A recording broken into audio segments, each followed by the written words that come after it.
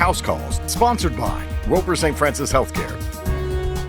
Surgeons at Roper St. Francis Healthcare are using a new technology to improve the accuracy and precision of some joint replacement operations. Dr. William Carroll describes the Mako robot. The robot is not actually performing the surgery. The surgeon is still in complete control of the surgery and is performing the surgery. The robot helps to make very precise and accurate cuts according to the plan. The robot will provide us with real-time feedback in regards to alignment, range of motion, implant sizing, and balance. Studies have shown that it increases the accuracy and the precision of our knee replacement according to plan by 2 to 3 times. Other studies have shown smaller incisions, quicker recovery time, less pain, and faster return to activities.